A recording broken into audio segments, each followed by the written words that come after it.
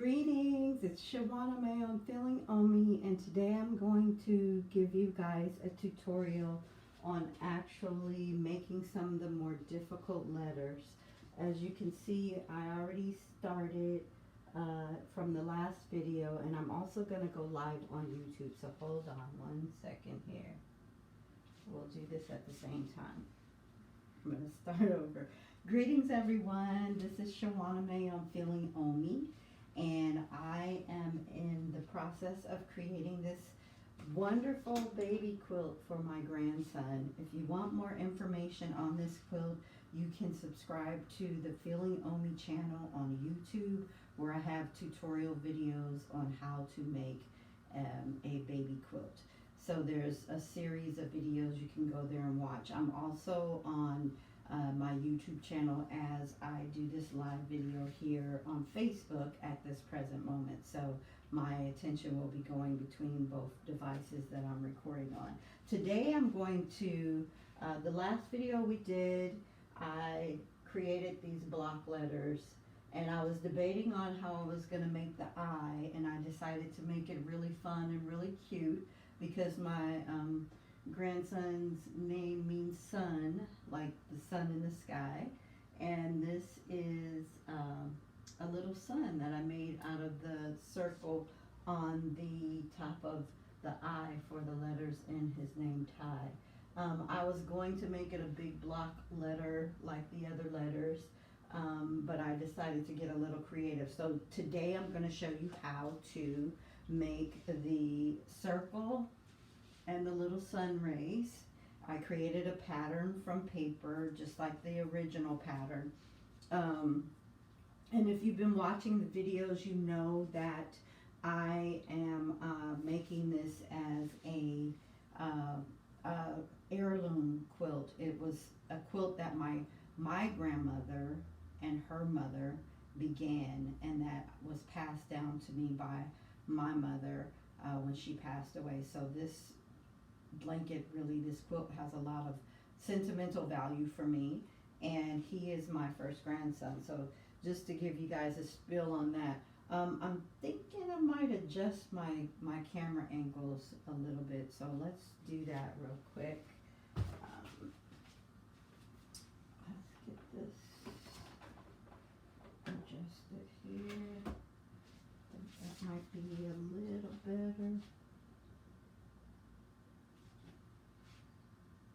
for this one. And for you, I was hoping we'd have a little bit more lighting. Oh, not gonna do that. Whoa.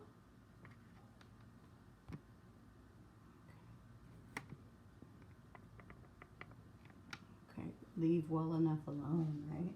I'm gonna leave that alone. Okay, this one I think I adjusted a little bit more.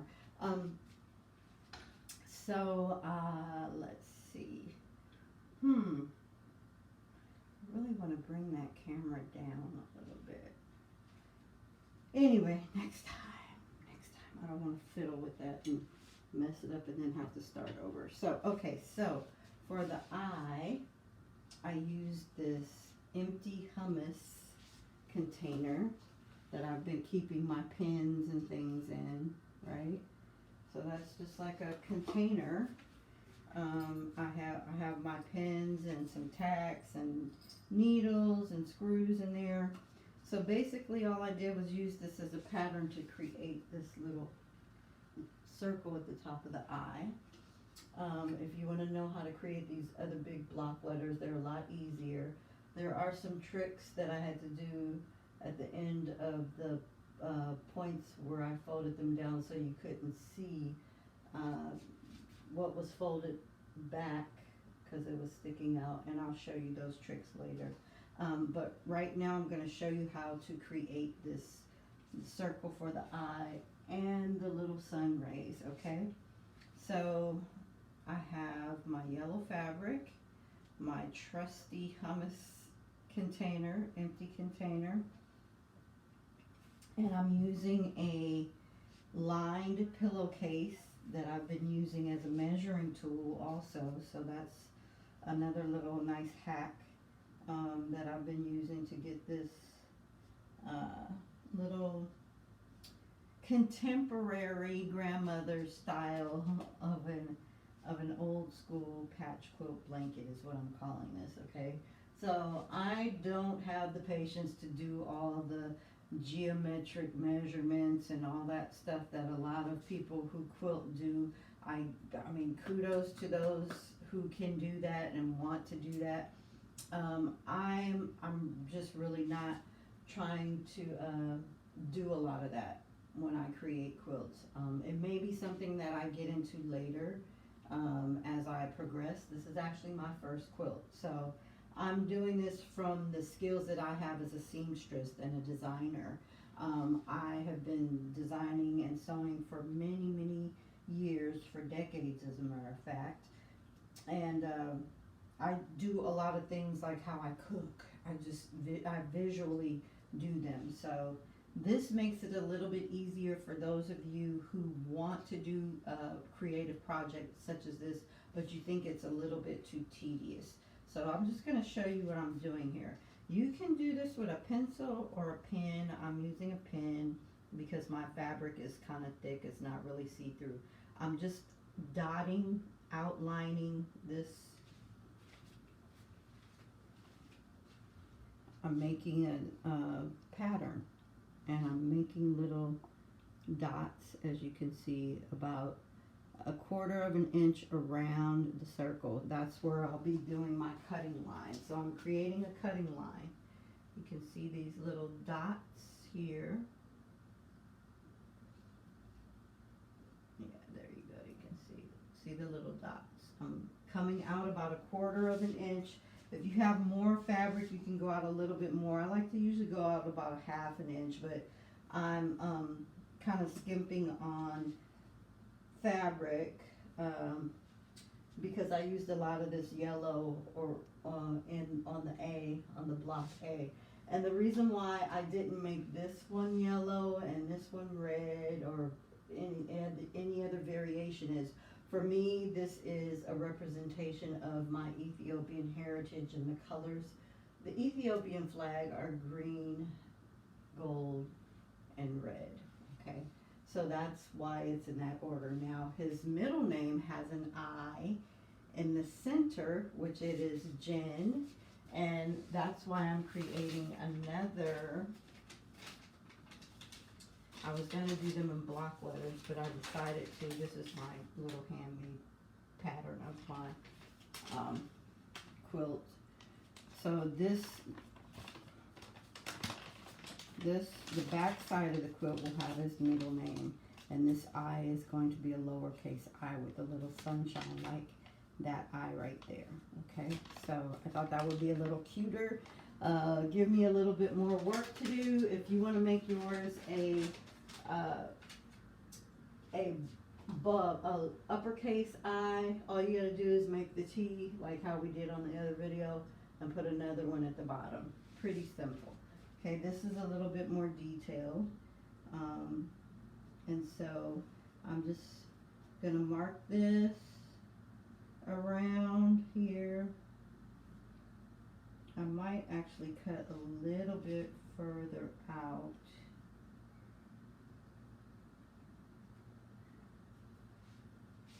Which I could probably do that here. Yeah, there we go. Okay, it looks like I'm going to get about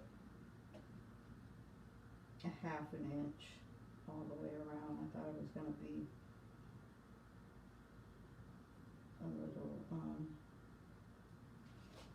less than that. And you want to try to get 1/2 an inch because the next step that you have to do, you'll understand why you need at least 1/2 an inch to cut around the size that you want this circle to be.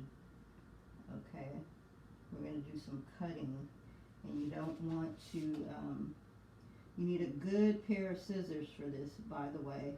If your scissors aren't really sharp, this may not really work for you. So there's my, I don't know if you can see that on here.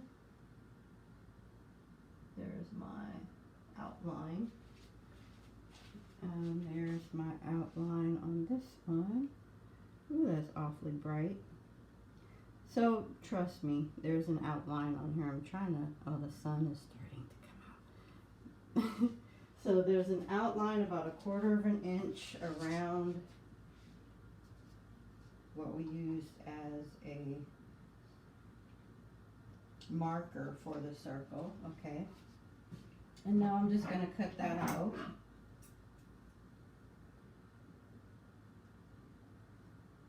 If you're not really sure what you're doing, I recommend you try this on a piece of scrap material that you don't mind throwing away first, and then modeling what you want to do for your actual quilt after that.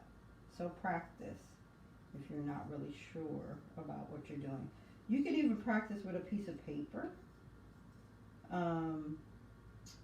I love using this, and you can buy this paper. This is like wrapping paper.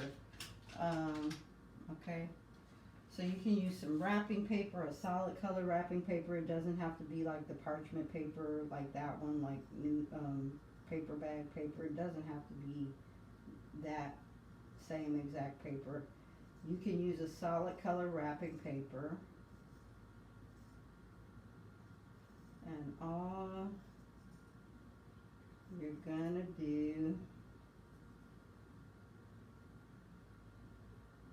is cut around that dotted line that you made around the pattern or the circle from the hummus.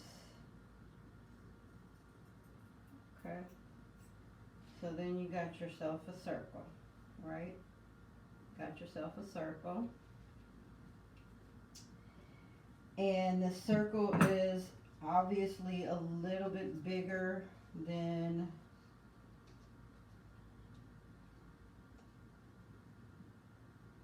your mold or your what you traced is obviously a little bit bigger. Okay, so what you're going to do from here is you're going to snip. This is why you need a good pair of scissors. You're going to snip around here with your scissors. Okay, and you're going to get about